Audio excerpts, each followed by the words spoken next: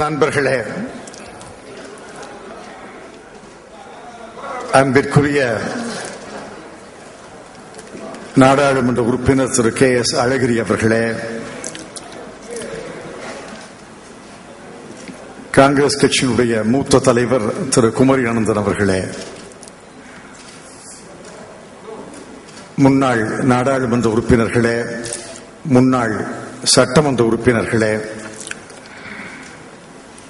அகில இந்திய காங்கிரஸ் கமிட்டியின் உறுப்பினர் கார்த்தி சிதம்பரம் அவர்களே,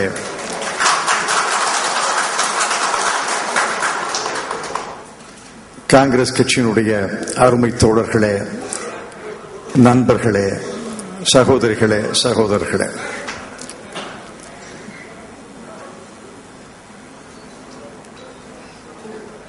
அருமை நண்பர் திரு அழகிரி அவர்கள் ஏன் எதற்காக இந்த கூட்டத்தினை ஏற்பாடு செய்தோம் என்று சொன்னார்.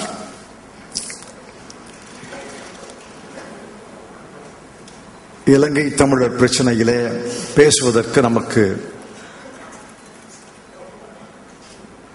மற்றவர்களுக்கு உள்ள வாய்ப்புகளைப் போல நமக்கு இல்லை என்பதை நான் வருத்தத்தோடு தெரிவித்துக் கொள்ள கடமைப்பட்டிருக்கிறேன். நாடாளுமன்றத்தில் விவாதம் நடந்தால் இந்த பிரச்சனையை பற்றி பேசலாம்.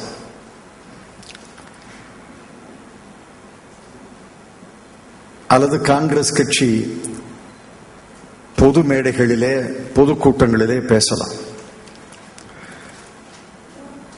நாடாளுமன்றத்திலே விவாதம் நடப்பது கிடையாது. காங்கிரஸ் கட்சி தேவையான பொது மேடைகளை அமைத்துக் கொள்வது கிடையாது. ஆகவே நம்முடைய குரல், நம்முடைய கருத்து வெளியே தெரிவதில்லை.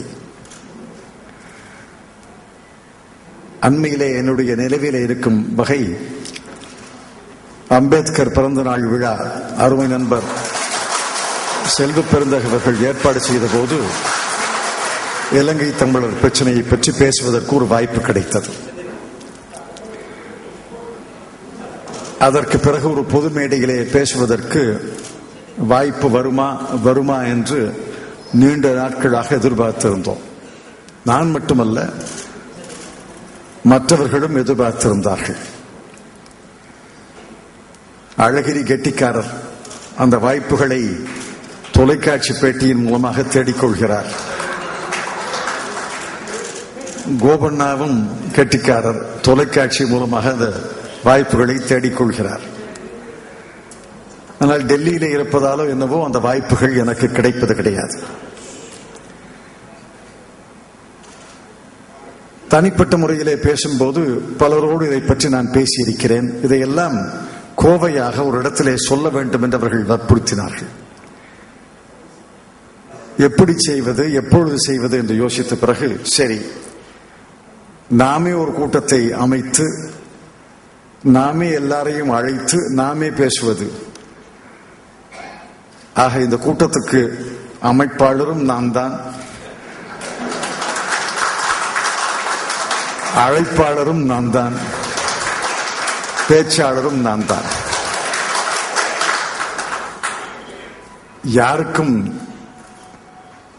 போட்டியாகவோ, ஏட்டிக்கு போட்டியாகவோ, யாருடைய மரியாதையும் குறைக்க வேண்டும் என்பதற்காகவோ, யாருடைய அதிகாரத்திலும் தலையிட வேண்டும் என்பதற்காகவோ, யாருக்கு எதிராக பேச வேண்டும் என்பதற்காகவோ இந்த கூட்டம் அமைக்கப்படவில்லை. நமக்கு பேச வேண்டும் என்ற ஒரு ஆர்வம் இருக்கிறது.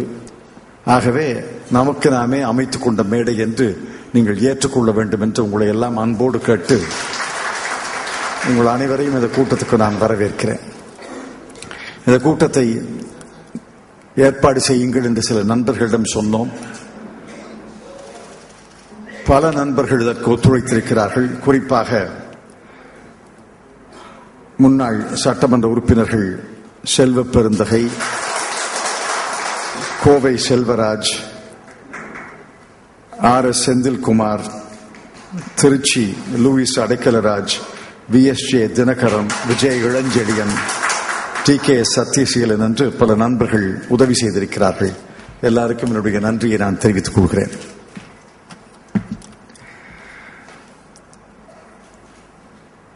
இலங்கை பிரச்சனையிலே ஆரம்ப காலம் தொட்டு என்ன நடந்தது என்பதையெல்லாம் நண்பர் அழகிரி அவர்கள் கோடிட்டு காட்டினார்கள். நான் அரங்கத்துக்குள்ளே நுழைந்த போது நண்பர் கோபண்ணா அவர்கள் இலங்கை தமிழர்களுக்கு இந்தியா செய்தது என்ன என்ற ஒரு நூலையும் என்னிடம் தந்தார்கள். அழகிரி பேசும்போது நூலை புரட்டி பார்த்தேன். இந்த நூலிலே பல அத்தியாயங்கள் இருக்கின்றன, பல கட்டுரைகள் இருக்கின்றன. சில கட்டுரைகளை வேகமாக படித்தேன். பொருள் அடக்கத்தில் உள்ள கட்டுரை தலைப்புகளை எல்லாம் பார்த்தேன். சில தலைப்புகளை மட்டும் சொல்கிறேன். இந்திய இலங்கை உடன்பாட்டின் பலன்கள், இந்தியா இலங்கை ஒப்பந்தம் உலக நாடுகளின் வரவேற்பு, இந்தியா இலங்கை ஒப்பந்தம் உலக தலைவர்கள் பாராட்டு,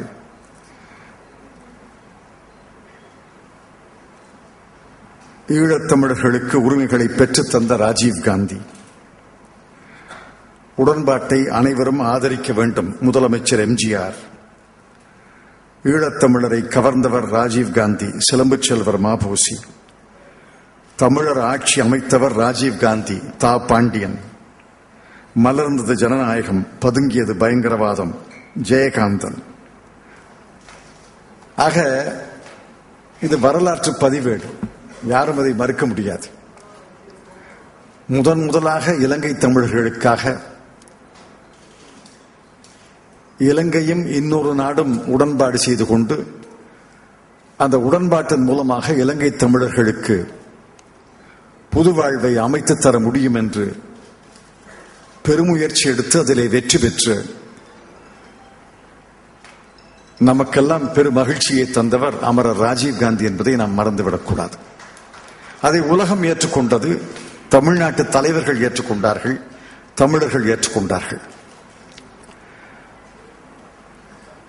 அந்த ஒப்பந்தம் நிறைவேறிய பிறகு என்ன நடந்தது என்பதெல்லாம் உங்களுக்கு தெரியும். அந்த உடன்பாட்டை முறிப்பதற்கு யார் காரணம், அதன் விளைவாக ஏற்பட்ட உள்நாட்டு போர், அதிலே உயிரிழந்தவர்கள் எண்ணிக்கை எல்லாம் உங்களுக்கு தெரியும். அதை பற்றியெல்லாம் விரிவாக இங்கே நான் பேச வரவில்லை.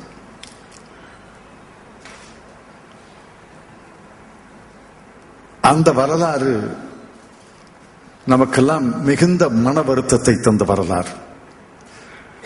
அந்த உடன்பாட்டு மட்டும் நிறைவேறியிருந்தால் வடகிழக்கு மாநிலத்திலே ஒரு தமிழர் தொடர்ந்து ஆட்சி செய்திருப்பார். தமிழர்கள் வாழ்வு உயர்ந்திருக்கும். இந்தியாவுக்கும் இலங்கைக்கும் இடையே உறவு பலப்பட்டிருக்கும். கடந்த 15 ஆண்டுகளாக நடந்த சோகங்கள் எல்லாம் நடந்திருக்காது.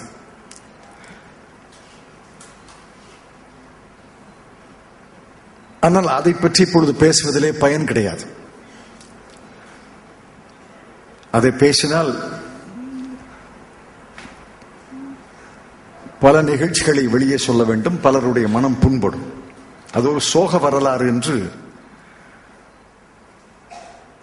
அதை பற்றி ஒரு கருத்து தெரிவித்து விட்டு அடுத்து என்ன என்பதைத்தான் பார்க்க வேண்டும். அந்த சோக வரலாறு முடிந்த போது ஒரு உள்நாட்டு போர், சிவில் வார் என்று ஆங்கிலத்தில் சொல்கிறோமே, உள்நாட்டு போர் முற்று பெற்ற போது மிகப்பெரிய உயிரிழப்பு ஏற்பட்டது என்பதை யாருமே மறுக்க முடியாது. அந்த போரை நிறுத்துவதற்கு பெருமுயற்சி எடுத்தோம். இந்தியாவில் ஒரு நாடாளுமன்ற தேர்தல் நடந்த காலம், ஒரு நாடாளுமன்ற தேர்தல் நடந்து கொண்டிருக்கும் காலத்தில் இந்திய அரசோ இந்திய அரசின் தலைவர்களோ இன்னொரு நாடோடு பேச்சுவார்த்தை நடத்தி ஒரு உள்நாட்டு போரை அதை நிறுத்துவதற்கு அல்லது அதை உயிரிழப்பை தடுப்பதற்கு எந்த அளவுக்கு முயற்சிகள் எடுக்க முடியும் என்பதை சிந்தித்து பாருங்கள். ஒரு நாடாளுமன்ற தேர்தல் நடந்து கொண்டிருந்த காலத்தில் பல முயற்சிகளை எடுத்தோம். அந்த முயற்சி வெற்றி பெறவில்லை. அதையெல்லாம் அழகிரி அவர்கள் கோடிட்டு காட்டினார்கள். அந்த போர் ஓய்ந்த போது ஏறத்தாழ 65,000 பேர் இறந்திருந்தார்கள். சிங்கள ராணுவ வீரர்கள் இறந்தார்கள், விடுதலை புலிகள் இறந்தார்கள், அப்பாவி மக்கள் இறந்தார்கள். பல்லாயிரம் பேர் உயிரிழந்தார்கள். அதற்கு பிறகு என்ன நடந்தது என்பதை பேசத்தான் நான் இங்கே வந்திருக்கிறேன். இந்திய அரசு இலங்கை தமிழர்களுக்கு துரோகம் இழைத்து விட்டது. இந்திய அரசு இலங்கை தமிழர்களுக்கு எதுவும் செய்யவில்லை என்றெல்லாம் நம் மீது பழிச்சொல் வீசப்படுகிறதே, அது நியாயமா இல்லையா என்பதை காங்கிரஸ் நண்பர்கள் மட்டுமல்ல, தமிழக மக்களும் அமைதியாக, பொறுமையாக, ஆழமாக சிந்தித்து பார்க்க வேண்டும் என்பதுதான் நம்முடைய விருப்பம்.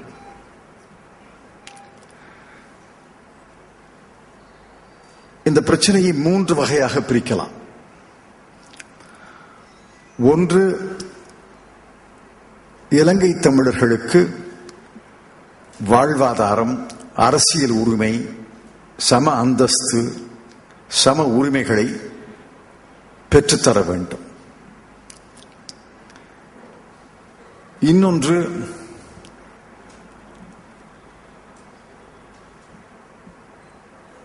அங்கே நடந்த இனப்படுகொலை இருக்கிறதே, அந்த இனப்படுகொலையை பற்றி விரிவான ஆழமான ஒரு விசாரணை மேற்கொள்ளப்பட்டு அந்த இனப்படுகொலைக்கு காரணமானவர்களை தண்டிக்க வேண்டும். மூன்றாவது, புலம்பெயர்ந்தவர்கள், வீடு இழந்தவர்கள், அவர்களெல்லாம் மீண்டும் அவர்கள் வாழ்ந்த இடத்துல, காலம் காலமாக அவர்கள் வாழ்ந்த இடத்துல மீண்டும் அவர்களுக்கு வாழ்க்கையை அமைத்து தர வேண்டும். 3 வகையாக இந்த பிரச்சனையை பிரிக்கலாம். இதில் நம்முடைய அரசு என்ன செய்திருக்கிறது, என்ன செய்து கொண்டிருக்கிறோம் என்பதை பற்றி உங்களிடம் பேசுவதற்காக நான் இங்கே வந்திருக்கிறேன். மீண்டும் சொல்கிறேன், யாருக்கும் எதிராக இந்த கூட்டம் அமைக்கப்படவில்லை. எந்த அரசியல் கட்சிக்கும் எதிராக இந்த கூட்டம் அமைக்கப்படவில்லை. நம்முடைய கருத்துக்கு மாறான ஒரு கருத்து பலரிடம் இருக்கிறது என்பதை நான் ஏற்றுக்கொள்கிறேன். உணர்ச்சியை தூண்டும் வகையிலே பலர் பேசுகிறார்கள், எழுதுகிறார்கள் என்பது எனக்கு புரிகிறது. எல்லாவற்றையும் ஓரளவு தெரிந்து வைத்துக் கொண்டுதான் இந்த பிரச்சனையை தமிழ்நாடு மக்கள் அமைதியாக, ஆழமாக, தெளிவாக, நிதானமாக, பொறுமையாக அணுக வேண்டும் என்பதற்காகத்தான் நம்முடைய நண்பர்களை அழைத்து இந்த கூட்டத்தை போட்டு, இந்த கூட்டத்தின் வாயிலாக இந்த செய்திகளை பகிர்ந்து கொள்ள வேண்டும் என்பதற்காக இங்கே நான் நிற்கிறேன். ஆகவே ஏதோ பரபரப்பான பேச்சு நடைபெறப் போகிறது, பட்டாசு வெடிக்கப் போகிறது என்றெல்லாம் நினைக்காதீர்கள். இந்த கூட்டத்தை நான் ஒரு சிந்தனையாளர்கள் மன்றமாக கருதுகிறேன். சிந்திக்க தெரிந்தவர்களுடைய மன்றமாக நான் கருதுகிறேன். எல்லாரும் அமைதியாக சிந்தித்து பார்க்க வேண்டும் என்று உங்களை எல்லாம் அன்போடு கேட்டுக்கொள்கிறேன்.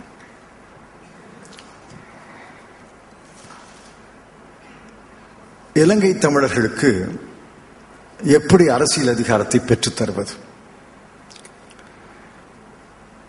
இலங்கை உலகிலே உள்ள ஏறத்தாழ 190 நாடுகளைப் போல அது இறையாண்மை பெற்ற நாடு.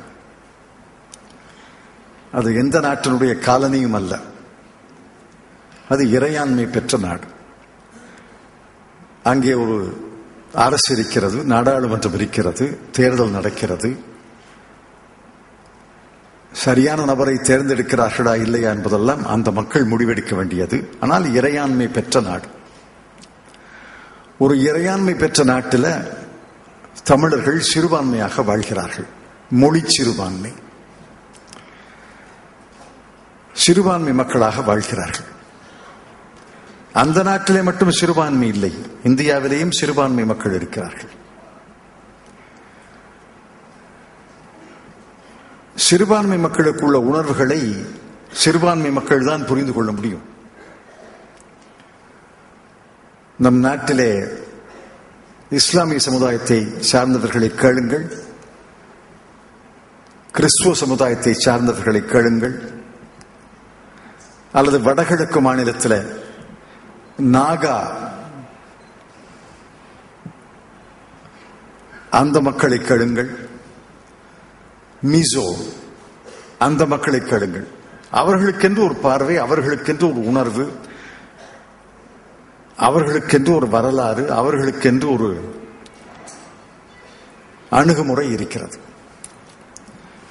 அந்த சிறுபான்மை மக்களுக்கு இறையாண்மை பெற்ற நாட்டில் எப்படி உரிமைகளை பெற்றுத் தருவது என்பது எளிதான விஷயம் அல்ல. நம் நாட்டிலேயும் பலர் தனிநாடு கோருகிறார்கள், மறந்து விடாதீர்கள். காஷ்மீரிலே தனிநாடு கோருகிறார்கள், நாகா மக்கள் தனிநாடு கோருகிறார்கள், சீக்கியர்கள் ஒரு காலத்திலே தனிநாடு கோரினார்கள். மணிப்பூர், நாங்கள் என்ன பிரிட்டிஷ் காலனி ஆதிக்கத்தில் இருந்ததில்லையே, நாங்கள் எப்பொழுதுமே ஒரு தனிநாடு தானே, எங்களுக்கு தனிநாடு வேண்டும் என்று அங்கு ஒரு இயக்கம் நடைபெறுகிறது. அந்த பிரச்சனைகளை எப்படி அணுகிறோம்? தனிநாடு கோரிக்கை சரி என்றா சொல்கிறோம்? காஷ்மீர் மக்களுக்கு தனிநாடு கோரிக்கையை கிலானியும் யாசின் மலிக்கும் கேட்கிறார்களே, அது சரியான கோரிக்கை என்றா சொல்கிறோம்?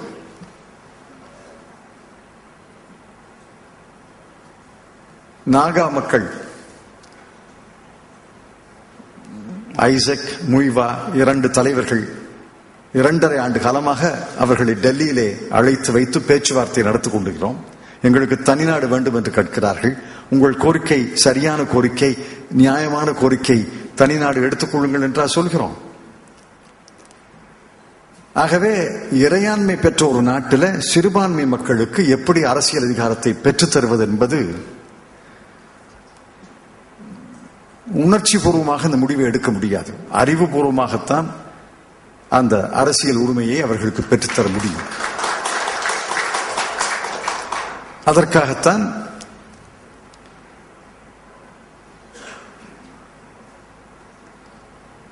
இந்தியா இலங்கை ஒப்பந்தத்தில் அதற்காக பல ஷரத்துக்கள் எழுதப்பட்டன. அதைத் தொடர்ந்து இலங்கை அரசியல் சாசனத்தில் 13வது திருத்தம் கொண்டு வரப்பட்டது, 13th Amendment. அந்த 13வது திருத்தத்தில் பல விஷயங்கள் சொல்லப்பட்டிருந்தாலும் முக்கியமான விஷயங்கள் 3. 1, சிங்கள மொழிக்கு ஈடாக தமிழும் அரசு மொழியாக இருக்கும். 2, ஒவ்வொரு மாகாணத்திலேயும் மாகாண அரசு அமையும். 3, வடக்கு மாநிலத்தையும் கிழக்கு மாநிலத்தையும் இணைத்து ஒரு மாகாணத்தை உருவாக்க வேண்டும். பல ஷரத்துக்கள் இருந்தாலும் இந்த 3 தான் முக்கியமான ஷரத்துக்கள். இதை நிறைவேற்றி தருகிறேன் என்று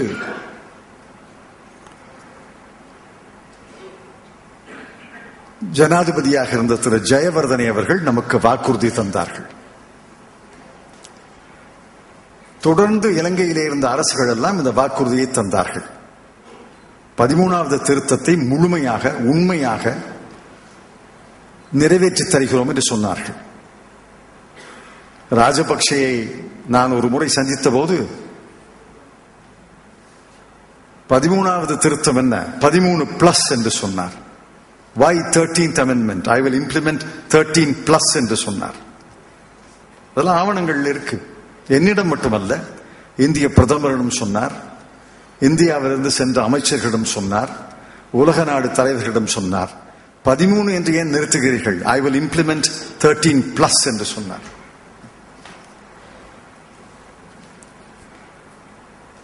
ஆனால் பிற்காலத்தில் இந்த வாக்குறுதியை இலங்கை அரசு மீறியது.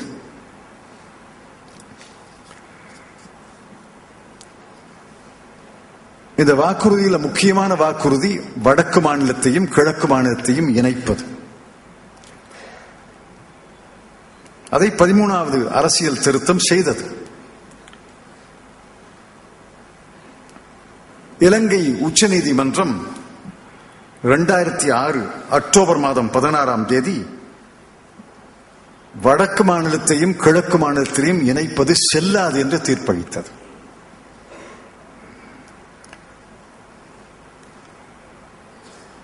ஆகவேதான் வடக்கு மாநிலமும் கிழக்கு மாநிலமும் 2 மாகாணங்களாக இருக்கின்றன. ஆகவேதான் ஒரு மாகாணத்திலே தேர்தல் நடந்து திரு விக்னேஸ்வரன் அவர்கள் வடக்கு மாகாணத்துக்கு முதலமைச்சராக வந்திருக்கிறார். உச்சநீதிமன்ற தீர்ப்பு எப்படி பெறப்பட்டது என்பதெல்லாம் நமக்கு தெரியும். ஆனால் அது உச்சநீதிமன்றம், அந்த நாட்டினுடைய உச்சநீதிமன்றம். அதை நாம் ஏற்றுக்கொள்ளலாம், ஏற்றுக்கொள்ளாமல் போகலாம். ஆனால் அந்த நாட்டினுடைய உச்சநீதிமன்றம் இறையாண்மை பெற்ற ஒரு நாடு. அந்த நாட்டினுடைய உச்சநீதிமன்றம் 2 மாகாணங்களையும் இணைப்பது செல்லாது என்று தீர்ப்பளித்தது. ஆக 2 மாகாணங்களும் பிரிந்திருக்கின்றன. ஆகவேதான் வடக்கு மாகாணத்திலே மட்டும் இன்று தமிழர் ஒருவர் தலைவராக தேர்ந்தெடுக்கப்பட்டிருக்கிறார்.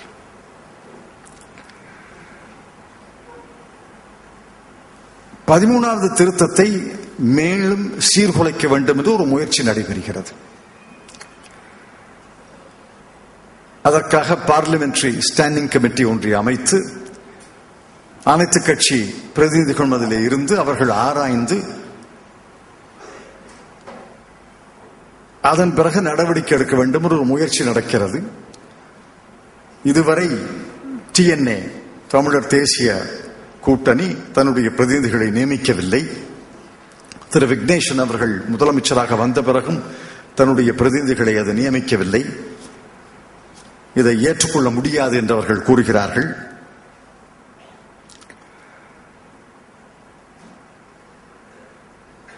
சர்ச்சை நடந்து கொண்டிருக்கிறது. பல்வேறு ஷரத்துக்களை பலவீனப்படுத்த வேண்டும் அல்லது சிதைக்க வேண்டும் அல்லது மாற்ற வேண்டும் என்று ராஜபக்சேனுடைய அரசு முயற்சி எடுத்துக் கொண்டிருக்கிறது. இதை நம்முடைய அரசு, இந்திய அரசு கடுமையாக எதிர்க்கிறது. 13வது திருத்தத்தை எந்த வகையிலையும் சிதைக்கக்கூடாது, நீர்த்து போக செய்யக்கூடாது. முழுமையாக 13வது திருத்தத்தை நீங்கள் அமல் செய்ய வேண்டும் என்று இந்திய அரசு தொடர்ந்து வற்புறுத்தி வருகிறது. இதுவரை TNA அந்த நாடாளுமன்ற பொறுப்பு குழுவிலே கலந்து கொள்ளவில்லை. ராஜபக்சேயின் கூட்டணியிலே உள்ள 2-3 கட்சிகள் கூட அவருக்கு முழுமையாக இதற்கு ஆதரவு தெரிவிக்கவில்லை. அந்த நாடாளுமன்ற பொறுப்பு குழு இதுவரை 6 கூட்டங்களை நடத்தியிருக்கிறது. அடுத்த கூட்டம் இந்த மாதமோ அடுத்த மாதமோ நடைபெறவிருக்கிறது. காமன்வெல்த் மாநாடு முடியும் வரை அந்த கூட்டத்தை தள்ளி போடுங்கள் என்று ராஜபக்சே கூறியிருப்பதாக நமக்கு செய்தி கிடைத்திருக்கிறது. காமன்வெல்த் மாநாடு முடிந்த பிறகு மீண்டும் அந்த பொறுப்புக்குழு கூடும். அவர்கள் முயற்சி 13வது திருத்தத்தை சிதைக்க வேண்டும், சீர்குலைக்க வேண்டும் என்று. நம்முடைய முயற்சி 13வது திருத்தத்தை காப்பாற்ற வேண்டும், அமல்படுத்த வேண்டும் என்று.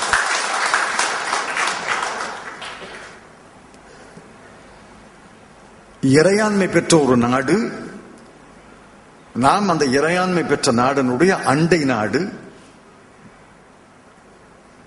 ஒரு இறையாண்மை பெற்ற ஒரு நாட்டுக்கும் அண்டை நாட்டுக்கும் இடையே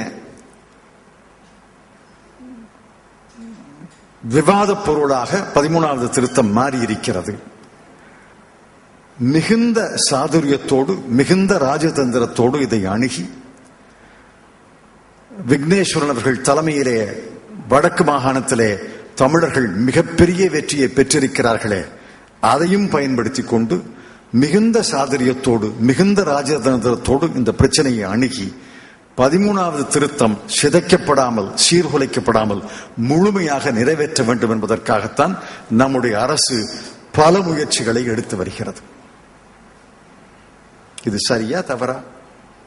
இதற்கு மாற்று வழி இருக்கா இல்லையா? உணர்ச்சி வசப்பட்டு மேடையில் பேசலாம். இதற்கு என்ன மாற்று வழி? 13வது திருத்தத்தை நிறைவேற்ற மாட்டேன் அல்லது சீர்குலைப்பேன், சிதைப்பேன் என்று இறையாண்மை பெற்ற ஒரு நாட்டினுடைய முரட்டுத்தனமான ஜனாதிபதி கூறுகிறார் என்றால் அதை முரட்டுத்தனமாக எதிர்ப்பதன் மூலமாக இந்த பிரச்சனைக்கு தீர்வு காண முடியுமா? 2 முரட்டு காளைகள் முட்டிக்கொண்டன என்று செய்தி வருமே ஒழிய பிரச்சனை எப்படி தீரும்? இந்த பிரச்சனையை தீர்க்க வேண்டும் என்றால் தமிழர்களுக்கு அரசியல் உரிமை, வாழ்வாதாரம், சம உரிமைகளை பெற்றுத்தர வேண்டும் என்றால் தொடர்ந்து இந்திய அரசு சாதுரியமாக, ராஜதந்திரமாக இந்த பிரச்சனையை அணுகி 13வது திருத்தத்தை காப்பாற்றுவதற்கான பெருமுயற்சி எடுத்துக் கொண்டிருக்கிறதே, அந்த முயற்சிக்கு இந்திய மக்கள், தமிழக மக்கள் ஒருமனதாக ஆதரவு தர வேண்டும் என்று நான் கேட்டுக்கொள்கிறேன்.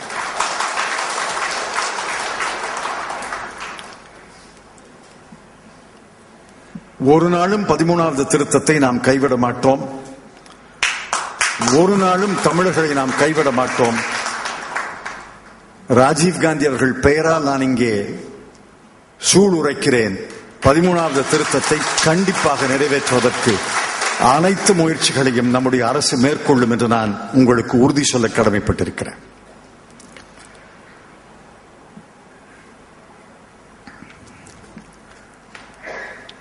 அடுத்தது அங்கே நடந்த இனப்படுகொலையை பற்றி ஒரு விசாரணை. நான் பலமுறை கூறியிருக்கிறேன், இனப்படுகொலை நடந்தது என்பதை யாரும் மறுக்கவில்லை. ஏன் நடந்தது, யார் காரணம், போர் நீடித்ததற்கு யார் காரணம், அந்த போரை நிறுத்தி இருக்க முடியுமா, ஏன் பிரபாகரனே இன்று உயிரோடு இருக்கக்கூடிய சூழ்நிலை உருவாகி இருக்குமா என்பதெல்லாம்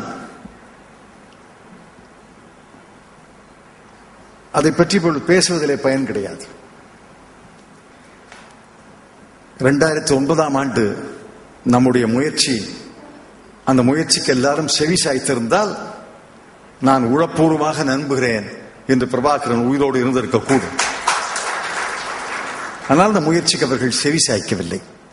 2 தரப்பிலேயும் அவர்கள் செவி சாய்க்கவில்லை. ஆகவேதான் அந்த உள்நாட்டு போரிலே விடுதலை புலிகள் முற்றிலும் தோற்கடிக்கப்பட்டார்கள். பிரபாகரன் உட்பட விடுதலை புலிகளின் தலைவர்கள் பலர் கொல்லப்பட்டார்கள்.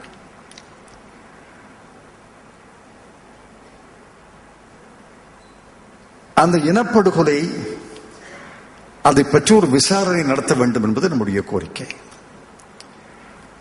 இலங்கை அரசு ஒரு கமிஷனை நியமித்தது, LLRC, Lessons Learned and Reconciliation Commission, ஒரு கமிஷன். கற்றுக்கொண்ட பாடங்கள், பிறகு சமரச முயற்சிக்காக ஒரு குழுவை அமைத்தார்கள். அந்த குழுவை அமைத்தார்களே தவிர அதை தொடர்ந்து எந்த நடவடிக்கையும் எடுக்கவில்லை. யாரும் தண்டிக்கப்படவில்லை. மாறாக அன்று இலங்கை ராணுவத்தின் தலைவராக இருந்தவரை ராஜபக்சே மிகுந்த தந்திரமாக பதவி விட்டு விலக்கினார். அவர் மீது நடவடிக்கைகள் எடுத்தார்கள். இனப்படுகொலைக்காக அல்ல, தனக்கு போட்டியாக அந்த ராணுவ தளபதி வந்துவிடக்கூடாது என்பதற்காக அவரை கெட்டிக்காரத்தனமாக களத்திலிருந்து நீக்கினார். அதை தவிர ராஜபக்சே எந்த நடவடிக்கையும் எடுக்கவில்லை. இன்று தொடர்ந்து இந்தியா கடந்த 4.5 ஆண்டு காலமாக உலக அரங்கிலே குரல் கொடுத்து வருவதால் இந்த உலக நாடுகள் அனைத்தும் விழித்துக் கொண்டன. இந்தியா குரல் கொடுக்காமல் இருந்திருந்தால் உலக நாடுகள் விழித்துக் கொண்டிருக்குமா? காமன்வெல்த் மாநாட்டிலே கனடா பிரதமர் கலந்து கொள்ளவில்லை என்றால் யாருடைய குரல் அவருடைய காதுக்கு எட்டியதா? இந்தியாவின் குரல் அவர் காதுக்கு கேட்டதால் தான் அவர் கலந்து கொள்ளவில்லை.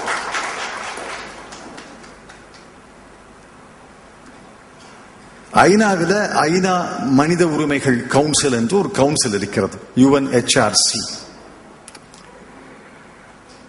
2012ஆம் ஆண்டு மார்ச் மாதத்தில் முதல் முறையாக இலங்கைக்கு எதிராக ஒரு கடுமையான தீர்மானம் கொண்டு வரப்பட்டது. அந்த தீர்மானத்தை ஆதரித்து இந்தியா வாக்களித்தது என்பதை நீங்கள் மறந்துவிடக்கூடாது. இலங்கையை கண்டித்து இலங்கையிலே நடந்த இனப்படுகொலைக்கு விசாரணை நடத்த வேண்டும், காரணமானவர்கள் தண்டிக்கப்பட வேண்டும் என்பதற்காக கொண்டு வரப்பட்ட அந்த தீர்மானத்தை கொஞ்சம் நீர்த்து போன தீர்மானம் தான். நாம் எதிர்பார்த்த கடுமையான வாசகங்கள் இல்லை என்பதை நான் ஏற்றுக்கொள்கிறேன். இருந்தாலும் அதுதான் எல்லா நாடுகளும் ஏற்றுக்கொண்ட தீர்மானம். அந்த தீர்மானத்தை ஆதரித்து இந்தியா வாக்களித்தது. ராஜபக்சேக்கு கடும் கோபம்.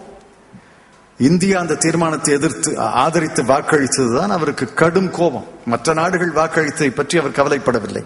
ஆனால் இந்தியா வாக்களித்தது. அதைத் தொடர்ந்து மறுபடியும் நவம்பர் மாதம் 2012 இந்தியா இலங்கை அரசை வற்புறுத்தியது. இந்த ஆண்டு என்ன நடந்தது என்பதெல்லாம் உங்களுக்கு தெரியும். மனித உரிமை கவுன்சிலில் மீண்டும் ஒரு தீர்மானம். அந்த நேரத்திலே தான் நம்முடைய தோழமை கட்சியான திராவிட முன்னேற்ற கழகத்துக்கும் நமக்கும் கருத்து வேறுபாடு ஏற்பட்டது. திராவிட முன்னேற்ற கழக தலைமையோடு பேச்சுவார்த்தை நடத்துவதற்காக திரு ஆண்டனி அவர்கள், திரு குலாம் நபி ஆசாத், நான் 3 பேரும் வந்தோம். அதெல்லாம் உங்களுக்கு தெரிஞ்சதுதான். கலைஞரோடு மற்றவர்களோடு பேசிய பிறகு என்ன முடிவெடுத்தோம்? ஒன்று, ஐநா மனித உரிமை குழுவில் கொண்டு வரப்படும் தீர்மானத்தை கடுமையான தீர்மானமாக மாற்றுவதற்கு திருத்தங்களை இந்தியா தர வேண்டும். இரண்டாவது, இந்திய நாடாளுமன்றத்தில் இலங்கையை கண்டித்து தீர்மானம் நிறைவேற்ற வேண்டும். இந்த 2 கருத்துக்களும் பேசப்பட்டு நாங்கள் இன்று இரவு டெல்லி செல்கிறோம், நாளை தலைமையை கலந்து பதில் சொல்கிறோம் என்று சொன்னோம். பிறகு என்ன நடந்தது உங்களுக்கு தெரியும். அதை பற்றியெல்லாம் நான் பேச வரல.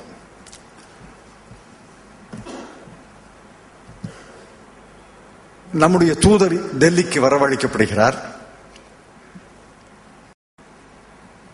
ஐநா குழுவில் இருக்கக்கூடிய வரைவு தீர்மானத்துக்கு திருத்தங்கள் எழுதப்படுகின்றன. அந்த திருத்தங்களை நான் தான் எழுதுகிறேன். வெளியுறவுத்துறை அமைச்சரும் நானும் அந்த திருத்தங்களை எழுதுகிறோம். வெளியுறவுத்துறை அதிகாரிகள் அந்த திருத்தங்களை இப்படி எழுதலாம் அப்படி எழுதலாம் சொல்றாங்க. இருந்தாலும் கடுமையான திருத்தங்களை எழுதுகிறோம். இந்த திருத்தங்களோடு நீ சென்று ஐநா குழுவில் இந்த திருத்தங்களை முன்மொழிந்து அந்த தீர்மானம் கடுமையான தீர்மானமாக, இலங்கை கொஞ்சம் அச்சத்தோடு அந்த தீர்மானத்தை நிறைவேற்றக்கூடிய நிலைக்கு இலங்கை தள்ளப்படக்கூடிய அளவுக்கு இந்த தீர்மானம் கடுமையான தீர்மானமாக இருக்க வேண்டும் என்று அவரோடு பேசிக் கொண்டிருக்கிறோம். அது ஒரு முயற்சி. இன்னொரு முயற்சி, நாடாளுமன்றத்திலே ஒரு தீர்மானத்தை நிறைவேற்ற வேண்டும். அந்த தீர்மானத்தையும் நான் தான் எழுதுறேன். நாடாளுமன்றத்தில் நிறைவேற்ற வேண்டிய தீர்மானத்தின் வாசகங்களை எழுதுகிறோம். ஐநா குழு கூட்டத்துக்கு நம்முடைய தூதர் போகிறார். அமெரிக்காவும் மற்ற நாடுகளும் வரைவு தீர்மானத்தில் இந்த நேரத்தில் திருத்தங்களை நாங்கள் ஏற்றுக்கொள்ள முடியாது என்று சொல்கிறார்கள். ஏற்றுக்கொள்ள முடியாது என்று சொன்னாலும் நீங்கள் எழுந்து தீர்மானங்களை பற்றி பேசுங்கள் என்று சொல்கிறோம். இவர் எழுந்து பேசுகிறார். விவாதம் நடக்கிறது. அந்த திருத்தங்களை அவர்கள் ஏற்றுக்கொள்ள மறுக்கிறார்கள். ஆனால் தீர்மானத்தை நிறைவேற்றுகிறார்கள். அந்த தீர்மானம் கடுமையான தீர்மானம் தான். இன்னும் அதை கடுமையான வாசகங்களை சேர்க்க வேண்டும் என்ற நம்முடைய முயற்சி வெற்றி பெறவில்லை என்றாலும் இலங்கையை கண்டித்து அந்த தீர்மானம் நிறைவேறியது. இன்று உலக நாடுகளுக்கிடையே பல காரியங்களுக்காக, பல காரணங்களுக்காக கூட்டணிகள் அமைகின்றன, உடைகின்றன. உள்ளூர் அரசியல் மாதிரி தான் அதுவும். பல காரணங்களுக்காக இலங்கைக்கு பல நாடுகளுடைய உதவி தேவைப்படுகிறது. பல காரணங்களுக்காக மற்ற நாடுகள் இலங்கை போன்ற நாடுகளை அணுகுகிறார்கள். ஆக ஒரு 40-45 நாடுகள் இருக்கக்கூடிய ஒரு குழுவில் எந்த நேரத்தில் எப்படி கூட்டணி அமையும், எந்த நேரத்தில் எந்த தீர்மானத்தை ஆதரிப்பார்கள் ஆதரிக்க மாட்டார்கள் என்பதையெல்லாம் ஆர்வம் சொல்ல முடியாது. அங்க உட்கார்ந்து பேசினா தான் தெரியும். ஆர்வம் சொல்ல முடியாது. உதாரணமாக அரபு நாடுகள் கூட்டமைப்பு இருக்கு. எண்ணெய் ஏற்றுமதி செய்யக்கூடிய நாடுகள் கூட்டமைப்பு இருக்கு. ஒவ்வொரு நாடையும் தனித்தனியா நீங்கள் பார்த்தீங்கன்னா இந்தியாவுக்கு அந்த நாட்டுக்கும் மிகுந்த நல்லுறவு இருக்கிறது. அந்த நாட்டு அரசர் வருகிறார், அந்த நாட்டு அதிபர் வருகிறார், அந்த நாட்டு பிரதமர் வருகிறார், நம் நாட்டு தலைவர்கள் அங்கே செல்கிறார்கள். மிகுந்த நல்லுறவு இருக்கு. ஆனால் அவர்களெல்லாம் ஒன்று சேர்ந்து இஸ்லாமிய பிரச்சனைகளை பேசும்போது காஷ்மீரத்திலே வாக்கெடுப்பு நடத்த வேண்டும் என்று பாகிஸ்தானை ஆதரித்து வாக்களிக்கிறார்கள். அப்படி என்றால் அவர்கள் நமக்கு எதிரிகள் என்று அர்த்தம் அல்ல. அந்த விஷயத்துல அந்த நேரத்தில் அந்த கூட்டணி அமைந்து அந்த தீர்மானம் நிறைவேறுகிறது. மறுவாரமே அதுல சிலர் நம்முடைய நாட்டுக்கு வருவார்கள். நமக்கு அவர்களுக்கு நல்லுறவு இருக்கு. அந்த தீர்மானம் நாங்கள் ஏதோ நிறைவேற்றினோம், நம்ம பாட்டுக்கு நம்ம வேலையை பார்ப்போம். எதற்கு சொல்கிறேன் என்றால், உலக நாடுகளில் 40-45 நாடுகள் கூடும் இடத்துல நம்ம நினைச்சதையெல்லாம் சாதிக்க முடியாது. எல்லாரையும் அனுசரிச்சு எல்லாரும் ஏற்றுக்கொள்ளக்கூடிய ஒரு தீர்மானத்தை தான் நிறைவேற்ற முடியுமே ஒழிய, இந்தியா சொல்கிறது என்பதற்காக எல்லாரும் கேட்பதற்கு சட்டம் இல்லையா? அப்படியெல்லாம் நடக்காது. இருந்தாலும் ஒரு கடுமையான தீர்மானம் நிறைவேறியது. இலங்கை அதிபர் ராஜபக்சேக்கு கோபம் அதிகமானது. நாடாளுமன்றத்தில் தீர்மானத்தை நான் எழுதுகிறேன். தீர்மானத்தை எடுத்துக்கொண்டு அருமை நண்பர் கமல்நாத் அவர்கள் பிரதான எதிர்க்கட்சி பாரதிய ஜனதா கட்சி தலைவர்களை சந்திக்கிறார். லோக்சபையில பாரதிய ஜனதா கட்சியின் தலைவர் திருமதி சுஷ்மா ஸ்வராஜ் அவர்கள் நாடாளுமன்றத்தில் ஒரு தீர்மானம் நிறைவேற்ற வேண்டும் அவர் ஆரம்பிக்கிறார். அதெல்லாம் பேச்சே கிடையாது, பேசவே பேசாதே.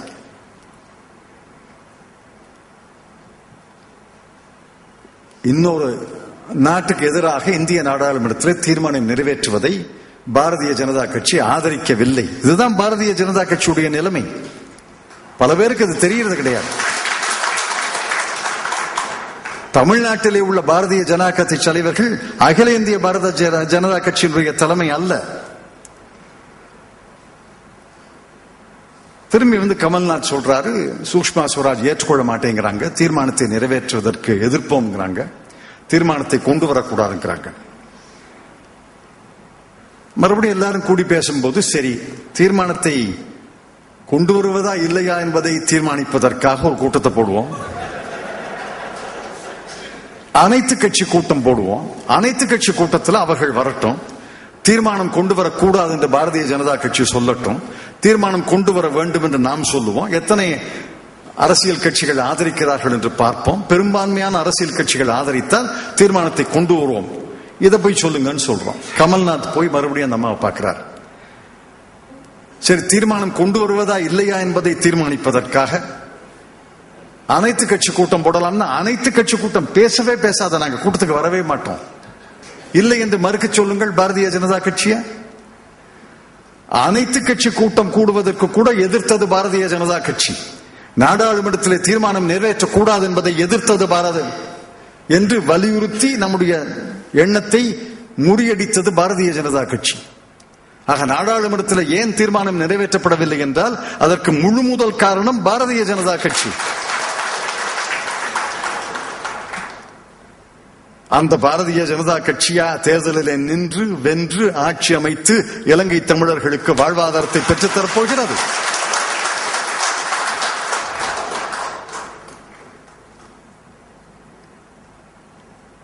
ஆக தமிழ்நாட்டில் கலைஞரோடும் மற்றவர்களோடும் பேசியதை நிறைவேற்றுவதற்காக அனைத்து முயற்சிகளும் எடுத்தோம். நாடாளுமன்றத்தில் ஒரு தீர்மானம் நிறைவேற்றுவது, ஐநா மனித உரிமை குழுவில இன்னொரு தீர்மானத்தை நிறைவேற்றுவது என்பதற்கு பெருமுயற்சியை நம்முடைய அரசு எடுத்தது. இன்றும் சொல்கிறோம், நம்முடைய அரசினுடைய நிலை என்ன? நம்முடைய அரசினுடைய நிலை இலங்கையிலே நடைபெற்ற இனப்படுகொலையை பற்றி ஒரு விரிவான உண்மையான விசாரணை நடத்தப்பட வேண்டும். அந்த விசாரணை உலக நாடுகள் ஏற்றுக்கொள்ளக்கூடிய அளவுக்கு உண்மையான விசாரணையாக இருக்க வேண்டும். அந்த இனப்படுகொலைக்கு காரணமானவர்கள் அடையாளம் காட்டப்பட வேண்டும், அவர்கள் தண்டிக்கப்பட வேண்டும். இதுதான் நம்முடைய கோரிக்கை.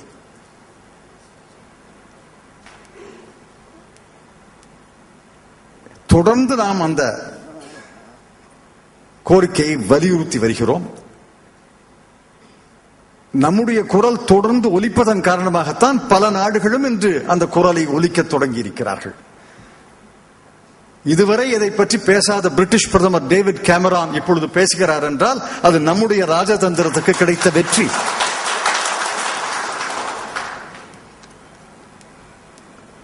டேவிட் கேமரான் செய்ததை இந்திய பிரதமர் செய்திருக்க வேண்டும் என்று சிலர் பேசியதை நான் பார்த்தேன். டேவிட் கேமரான் செய்ததை இந்திய பிரதமர் செய்ய வேண்டும் என்றால் இந்திய பிரதமர் இலங்கைக்கு போகக்கூடாது என்று சொன்னவர்களும் அவர்கள் தானே.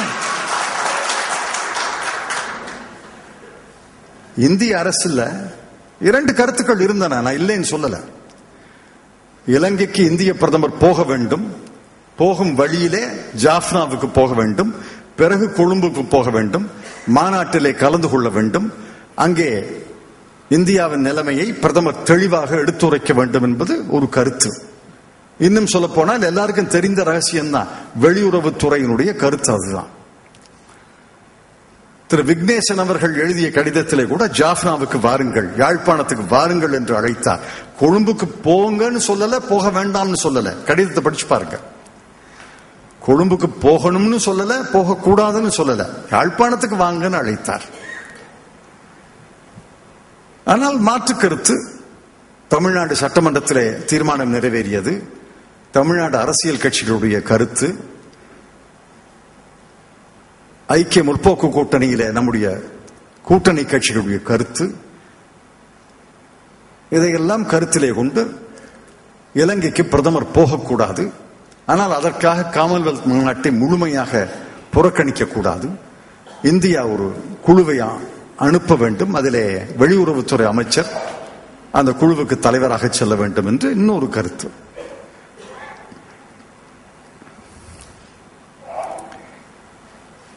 நான் அதை பற்றி வெளிப்படையாக பேசவில்லை. காரணம், முடிவெடுக்க வேண்டிய கோர் கமிட்டியில் இருப்பதால் வெளிப்படையாக அதை பற்றி பேச முடியாது. எப்படி பேச முடியும்? கடைசியில பிரதமர் முடிவெடுத்தார், தான் போவது கிடையாது, ஆனால் காமன்வெல்த் மாநாட்டை புறக்கணிக்க கூடாது, சல்மான் குர்ஷித் தலைமையில குழு போக வேண்டும் என்று முடிவெடுத்தார். டேவிட் கேமரான் அவர்கள் செய்ததை சல்மான் குர்ஷித் செய்திருக்க முடியாது. அவர் ஒரு நாட்டினுடைய பிரதமர், இவர் வெளியுறவுத்துறை அமைச்சர். என்னுடைய கருத்து, இந்திய பிரதமர் அந்த மாநாட்டிலே கலந்து கொள்ளவில்லை என்பதுதான் சரியான முடிவு. இந்திய பிரதமர் கலந்து கொள்ளக்கூடாது என்பதை நான் தொடர்ந்து வலியுறுத்தி வந்தேன். அதே நேரத்தில் மாநாட்டை புறக்கணிக்க வேண்டும் என்பதை நான் ஏற்றுக்கொள்ளவில்லை. மாநாட்டை புறக்கணிக்கிறோம்னு வச்சுக்கோங்க, மாநாட்டை புறக்கணித்து விட்டோம், அடுத்து என்ன? மாநாட்டை புறக்கணிப்பதால் பிரச்சனையை புறக்கணித்ததாக ஆகிவிடுமா? இலங்கையை புறக்கணிச்சிட்டு சும்மா இருக்க முடியுமா? நாளை மீனவர்கள் கைது செய்யப்படுகிறார்கள். புலம்பெயர்ந்த தமிழர்களுக்கு மீண்டும் அவர்களுடைய மண்ணிலே வாழ்க்கையை அமைத்துக் கொள்வதற்கு வழிவகை செய்ய வேண்டும். இந்தியா பல வகையான உதவிகள் செய்கின்றன, அதை பற்றி பேசப் போகிறேன். அந்த உதவிகளை தொடர்ந்து செய்ய வேண்டும். 13வது திருத்தத்தை அமல் செய்ய வேண்டும். திரு விக்னேஸ்வரன் அரசுக்கு, மாகாண அரசுக்கு அதிகாரங்களை பெற்றுத்தர வேண்டும். இவையெல்லாம் செய்ய வேண்டும் என்றால் நாளை இலங்கைக்கு போய்த்தானே செய்ய முடியும். யாராவது இலங்கைக்கு சென்றுதானே செய்ய முடியும். மாநாட்டை நீங்கள் புறக்கணித்து விட்டு அடுத்த மாதம் இலங்கைக்கு இந்த பிரச்சனைகளை பற்றி பேசுவதற்கு எங்கள் அமைச்சர் வருகிறார், எங்கள் அதிகாரி வருகிறார் என்றால் ராஜபக்சே உங்களுக்கு விசா கிடையாது என்று சொல்லிவிட்டால் என்ன செய்வீர்கள்? எங்கே பேசுவீர்கள்? நான் மிகுந்த கவலையோடு இந்த கேள்வியை எழுப்புகிறேன். மாநாட்டை புறக்கணித்திருப்பது வெகு சுலபம். கனடா புறக்கணித்தது, ஏன் இந்தியா புறக்கணிக்க கூடாது என்று சொல்கிறார்கள். கனடா அண்டை நாடு அல்ல. கனடா எங்கேயோ இருக்கு, 10,000-15,000 மைல் தள்ளி கனடா இருக்கு. அவர்கள் புறக்கணிக்கலாம். எப்படி இந்தியா புறக்கணிக்க முடியும்?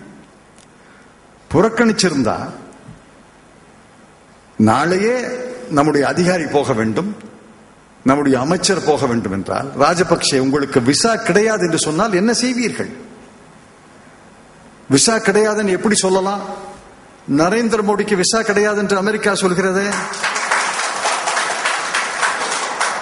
விசா கிடையாதுன்னு ஒரு நாடு சொல்லலாம். ஒரு அமைச்சர் வந்தால் விசா கிடையாது, அதிகாரி வந்தால் விசா கிடையாதுன்னு சொல்லலாம். என்ன பண்ண முடியும்? ஆகவே தொடர்ந்து தமிழர்களுக்காக இலங்கை அரசோடு, ஆங்கிலத்தில் என்கேஜ்மெண்ட் என்று சொல்வார்கள், தொடர்ந்து இலங்கை அரசோடு பேச வேண்டும். எங்க ஊர்ல ஒரு வார்த்தை இருக்கு, மல்லு கட்ட வேண்டும் என்றால் அங்க போய்தான் மல்லு கட்ட முடியும். இங்க இருந்துகிட்டு மல்லு கட்ட முடியாது இல்ல, அங்க போய்தான் மல்லு கட்ட முடியும். அதற்கு அந்த நாடோடு நம்முடைய தொடர்பை அறுத்துக் கொள்ள முடியாது. ஆகவே இந்திய அரசு எடுத்த முடிவுதான் விவேகமான முடிவு. பிரதமர் நான் வரமாட்டேன் என்று சொன்னது ராஜபக்சேக்கு ஒரு அதிர்ச்சி தான், அதிர்ச்சி வைத்தியம்.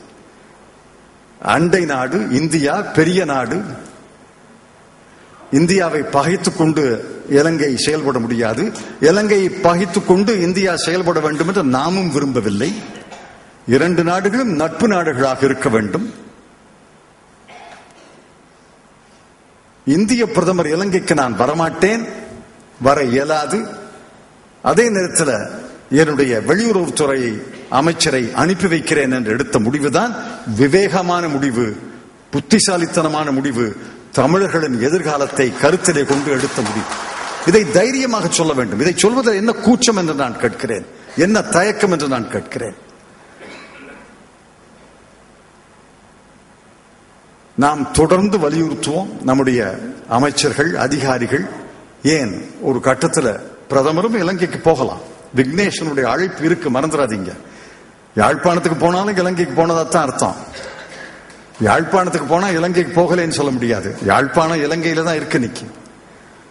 ஆக ஒரு கட்டத்தில் ராஜபக்சே அங்கே தன்னுடைய நிலையை மாற்றிக்கொள்வார் என்ற நம்பிக்கை எங்களுக்கு இருக்கிறது. இந்திய பிரதமர் யாழ்ப்பாணத்துக்கு போவார், திரு விக்னேஷனோடு பேச்சுவார்த்தை நடத்துவார். இலங்கை தன்னுடைய நிலையை மாற்றிக்கொண்டு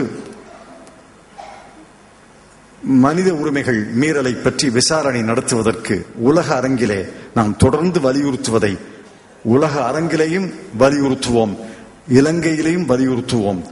முழுமையான, விரிவான, உண்மையான விசாரணை நடந்து இனப்படுகொலைக்கு காரணமான யார் காரணமோ அவர்களை எல்லாம் அடையாளம் கண்டு அவர்களை தண்டிக்கும் வரை நம்முடைய முயற்சி ஓயாது என்று நான் உங்களுக்கு உறுதி சொல்ல கடமைப்பட்டிருக்கிறேன்.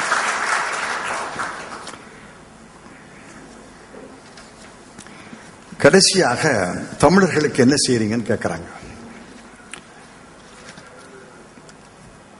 தமிழர்களுக்கு என்ன செய்கிறோம் என்று எதுவுமே செய்யவில்லை என்பதைப் போல இன்று நம்மை கேட்கிறார்கள், ஏசுகிறார்கள், பேசுகிறார்கள். தமிழர்களுக்கு என்ன செய்கிறோம் என்பதை வெளியுறவுத்துறை முழு பக்க விளம்பரம் பார்த்திருப்பீங்க. ஒன்று சொல்கிறேன், கடைசியாக ராஜபக்சே அவர்கள் வந்தபோது ஒப்பந்தம் எல்லாம் எழுதி முடிச்சாச்சு. ஒப்பந்தம் எழுதி டைப்படிச்சு கையெழுத்துக்கு தயாரா இருக்கு. இரு குழுவும் ஹைதராபாத் ஹவுஸ்ல கூட்டம் நடக்குது. பிரதமர் பிரணாப் முகர்ஜி, அன்று நிதி அமைச்சர், அடுத்தது நான் இங்க உள்துறை அமைச்சர், அந்த பக்கம் வெளியுறவுத்துறை அமைச்சர்லாம் உட்கார்ந்து இருக்கோம். இரு நாடுகளுக்கு இடையே ஒப்பந்தம் என்பது எல்லாம் எழுதி முடிச்சு கையெழுத்துக்கு மட்டும்தான் வரும். எல்லாம் பேசி முடிச்சிருவாங்க. திரைமறைவில் தான் எல்லா பேச்சு நடக்கும். ஏற்கனவே அதிகாரிகள் 2-3 நாட்களாக உட்கார்ந்து பேசி முடிச்சுட்டு 2 தலைவர்களும் பேச்சுவார்த்தை என்பது ஒரு சம்பிரதாயம் தான். அவர்களுடைய ஆலோசனையின் பேரில், அவர்களுடைய உத்தரவின் பேரில் பேச்சுவார்த்தை நடந்து முடிந்து இரு தலைவர்களும் சம்பிரதாயமாக ஒருவரை ஒருவர் அங்கே சந்தித்து பேசி கையெழுத்து போடுவாங்க. அதான் உலக நாடுகள் எல்லா நாட்டிலையும் நடக்கிறது. ஒப்பந்தம் தயாரா இருக்கு, சம்பிரதாயமான கூட்டம் நடக்குது.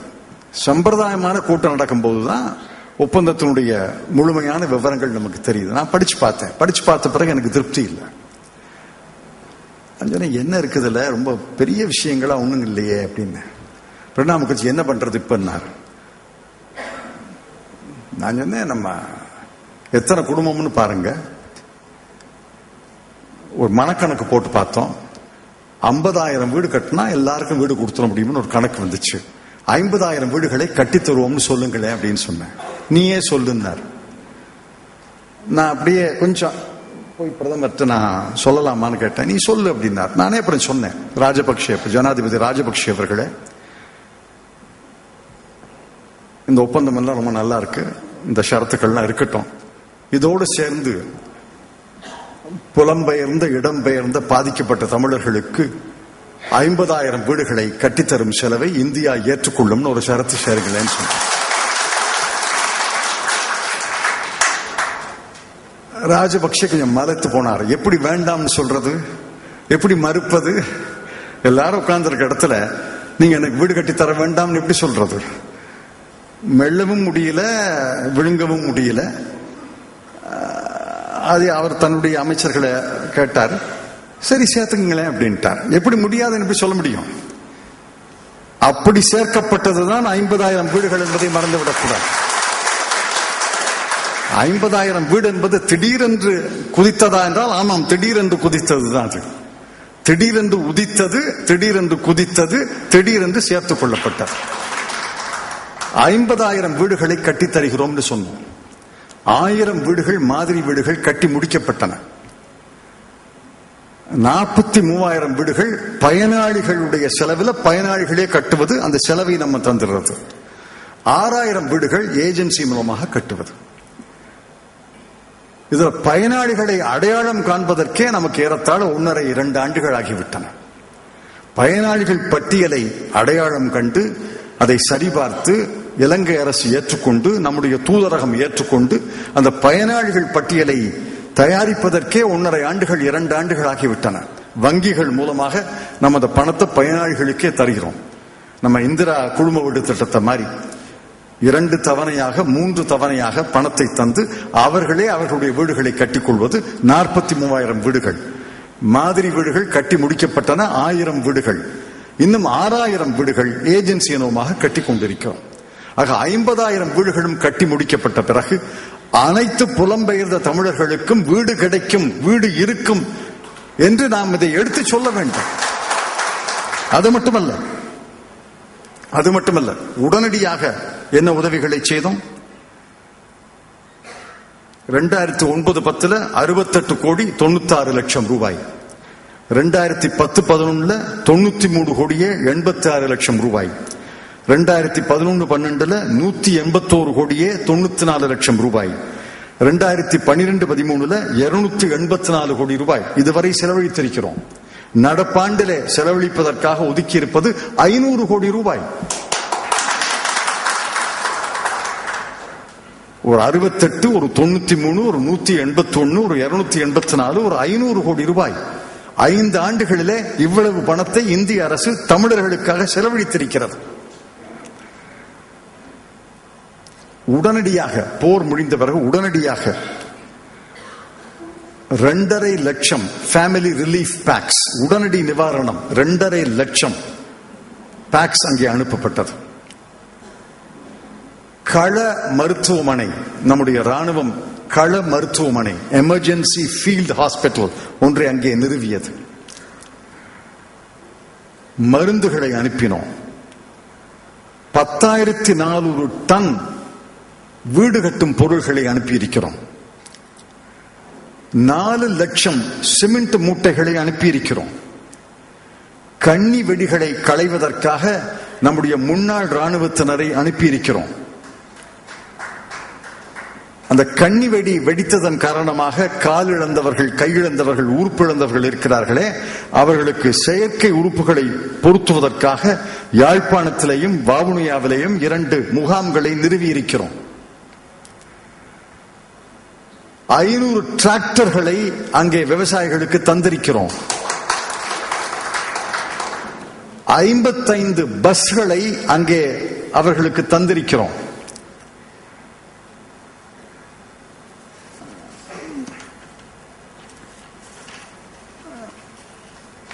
$4,800 கோடி செலவில் வடக்கு மாநிலத்திலே 2 பெரிய ரயில்வே பாதைகளை அமைத்துக் கொண்டிருக்கிறோம். காக்கேசந்துறை துறைமுகம், துரையப்பா ஸ்டேடியம் விளையாட்டு அரங்கம், இவற்றை இந்திய அரசு அங்கே செய்து கொண்டிருக்கிறது. ஜாஃப்னாவிலே ஒரு கலாச்சார மையத்தை நிறுவி இருக்கிறோம். ஜாஃப்னாவிலேயும் ஹம்பன் தோட்டாவிலேயும் கைவினை பொருள்களுக்காக அங்கே ஒரு சிறிய கிராமத்தை உருவாக்கி இருக்கிறோம், ஹேண்டிகிராஃப்ட் வில்லேஜ். திறன் பயிற்சி முகாம்களை மட்டக்களப்பு, நுவாரா எலியா, ஹெலிபோடா ஆகிய 3 இடங்களில் வொகேஷனல் ட்ரைனிங் சென்டர் அமைத்திருக்கிறோம்.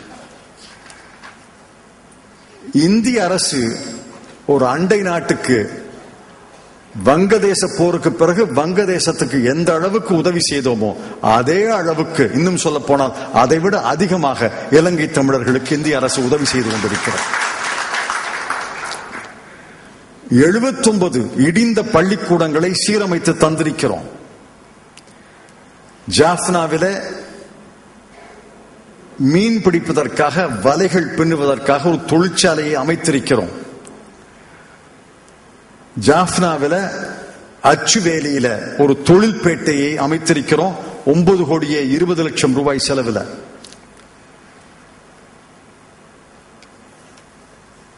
$1,260 கம்ப்யூட்டர்கள், 218 பிரிண்டர்களை 6,49 லட்சம் ரூபாய் செலவில் இந்த பள்ளிக்கூடங்களுக்கு தந்திருக்கிறோம். புகழ்பெற்ற சேவா நிறுவனத்தின் மூலமாக சுய உதவி குழுக்களை அங்கே அமைப்பதற்கு 8,22 லட்சம் ரூபாய் இதுவரை செலவழித்திருக்கிறோம். ஹட்டான் என்ற இடத்துல 48 கோடி ரூபாய் செலவில் 150 படுக்கைகள் உள்ள மருத்துவமனையை கட்டி வருகிறோம். வவுனியா மாவட்டத்தில் 7,80 லட்சம் ரூபாய் செலவில் 200 படுக்கைகளை கொண்ட ஒரு மருத்துவமனையை கட்டி வருகிறோம். ஜாஃப்னாவில பலாலி விமான தளத்தை மீண்டும் புதுப்பித்து தருகிறோம். மன்னார்ல திருக்கேதீஸ்வரம் கோயிலை 13,35 லட்சம் ரூபாய் செலவில் இந்திய அரசு புதுப்பிக்கிறது. இது இதுவரை செய்து வருகிற பட்டியல். இதோடு நின்று விடாது. ரயில்வே, துறைமுகம், விமானத்தளம், தொழில்பேட்டை, பள்ளிக்கூடங்கள், 50,000 வீடுகள், கம்ப்யூட்டர்கள், பிரிண்டர்கள், டிராக்டர்கள், மருத்துவமனைகள், இவ்வளவையும் இந்திய அரசு தன்னுடைய செலவிலே செய்து வருகிறது. இதை ராஜபக்சே மறுக்க முடியாது, ஏற்றுக்கொள்ள மாட்டேன் என்று சொல்ல முடியாது. ஏற்றுக்கொள்ள மாட்டேன் என்று சொன்னால் இன்னும் பழிச்சொல் தான் அவர் மீது வந்து விழும். இவ்வளவையும் அந்த நாட்டிலே செய்யும் பொழுது அந்த நாடோடு உள்ள தொடர்பை எப்படி அறுத்துக் கொள்வது என்று நான் கேட்கிறேன். அந்த நாட்டை முழுமையாக புறக்கணித்து முழுமையான தொடர்பை எல்லாம் அறுத்துக் கொண்டால் இந்த காரியங்களை யார் செய்வது? இந்தியா செய்யாவிட்டால் எந்த நாடு செய்யும்? ஆகவே இன்று இலங்கையிலே அவர்களுக்கு முழுமையாக அரசியல் வாழ்வாதாரத்தை பெற்றுத் தருவதற்கு எடுக்கும் முயற்சிகள் தொடர்ந்து நடைபெறும். அதே நேரத்தில் உடனடியாக அவர்களுக்கு கிடைக்க வேண்டிய நிவாரணம், புனரமைப்பு வேலைகள் தொடர்ந்து நடைபெறும். இதில் எந்த விதமான தொய்வும் இருக்காது. உங்கள் பிரதிநிதியாக நாங்கள் எல்லாம் இருக்கும் வரை கண்டிப்பாக தொடர்ந்து இந்த முயற்சிகள் நடந்து வரும். காங்கிரஸ் இருக்கும் இடத்துல பாரதிய ஜனதா கட்சி இருந்திருந்தால் என்ன ஆகியிருக்கும்? நாடாளுமன்றத்திலே தீர்மானம் நிறைவேற்றுவதற்கு கூட தயக்கம் காட்டக்கூடிய பாரதிய ஜனதா கட்சியா தமிழர்களுக்கு ஆதரவாக செயல்பட போகிறது? இது பல்லாண்டு காலமாக நாம் சொல்லி வரக்கூடிய உண்மை. பாரதிய ஜனதா கட்சி என்பது தேசிய அளவிலே விரிந்த கட்சி அல்ல.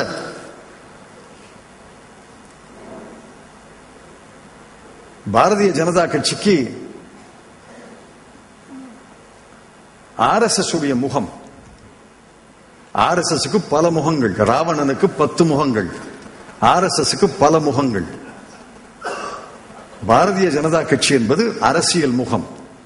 பஜ்ரம் தளம் ஒரு முகம், விஸ்வ இந்து பரிஷத் ஒரு முகம், விவேகானந்த மையம் ஒரு முகம், சரஸ்வதி சிசு கேந்திரான்னு வச்சிருக்காங்க, அது ஒரு முகம். ஆக RSSக்கு பல முகங்கள்.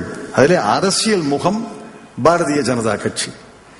RSSக்கு ஆதரவு எங்கே, எந்த பகுதியில் ஆதரவோ அவர்களுக்கு ஆதரவாகத்தான் அந்த அரசியல் கட்சி நடந்து கொள்ளுமே ஒழிய அவர்களுக்கு தமிழர்கள் வாழ்ந்தால் என்ன வீழ்ந்தால் என்ன, நாகா மக்கள் வாழ்ந்தால் என்ன வீழ்ந்தால் என்ன, காஷ்மீரம் இருந்தால் என்ன போக இல்லாவிட்டால் என்ன, அவர்கள் என்ன கவலை அவங்களுக்கு அதை பத்தி? ஆகின்று தமிழர்களுக்காக அங்கே இந்திய அரசு குரல் கொடுக்கிறது, பணம் செலவழிக்கிறது, இலங்கை அரசை அங்கே அழுத்தம் தருகிறது, அவர்கள் பல காரியங்களை செய்ய வேண்டும் என்று அழுத்துகிறது என்றால் அதற்கு காரணம் டெல்லியிலே காங்கிரஸ் அரசு இருப்பதால் தான் அது நடைபெறுகிறது. இறுதியாக 3 விஷயங்களை சொல்லி நான் முடித்துக் கொள்கிறேன். ஒன்று, 13வது திருத்தத்தை முழுமையாக நிறைவேற்றுவதற்கு வடக்கு மாநிலம் கிழக்கு மாநிலம் இரண்டையும் இணைத்து ஒரு மாகாணமாக தமிழர்களுடைய ஆட்சி அதிகாரம் உள்ள ஒரு மாகாணமாக மாற்றுவதற்கு அனைத்து முயற்சிகளையும் நம்முடைய அரசு நம்முடைய கட்சி எடுக்கும். ஒரு நாளும் இதிலே நம்முடைய நிலையை நாம் தளர்த்திக் கொள்ளப் போவது கிடையாது. இலங்கையிலே போர் முடிந்த காலத்திலே நடந்த இனப்படுகொலையை பற்றிய விரிவான தெளிவான உண்மையான உலக நாடுகள் ஏற்றுக்கொள்ளக்கூடிய ஒரு நேர்மையான விசாரணை நடந்து அந்த படுகொலைக்கு காரணமானவர்கள் அடையாளம் காட்டப்பட்டு அவர்கள் தண்டிக்கப்படும் வரை நம்முடைய முயற்சி நிற்காது.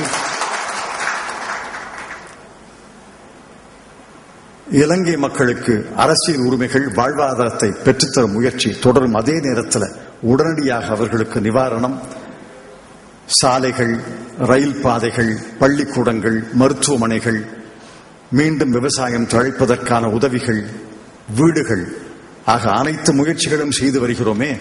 பல கோடி ரூபாய் செலவழித்து வருகிறோமே. நம்முடைய அரசு தொடர்ந்து டெல்லியிலே இருக்கும் வரை தொடர்ந்து இந்த காரியத்தை 5 ஆண்டுகள் தேவைப்பட்டால் 5 ஆண்டுகள், 10 ஆண்டுகள் தேவைப்பட்டால் 10 ஆண்டுகள், எவ்வளவு பணம் தேவைப்படுகிறதோ அவ்வளவு பணமும் அங்கே செலவழித்து தமிழர்களுக்காக, அவர்கள் வாழ்வாதாரத்துக்காக, அவர்கள் வாழ்க்கைக்காக அனைத்து முயற்சிகளையும் நம்முடைய அரசு மேற்கொள்ளும் என்ற உறுதியை நான் தருகிறேன். என்னுடைய உரையை அமைதியாக கேட்ட உங்கள் அனைவருக்கும் என்னுடைய நன்றி. இந்த செய்திகளை நீங்கள் தமிழ்நாடு முழுவதும் சொல்ல வேண்டும், தமிழர்கள் அனைவருக்கும் சொல்ல வேண்டும்.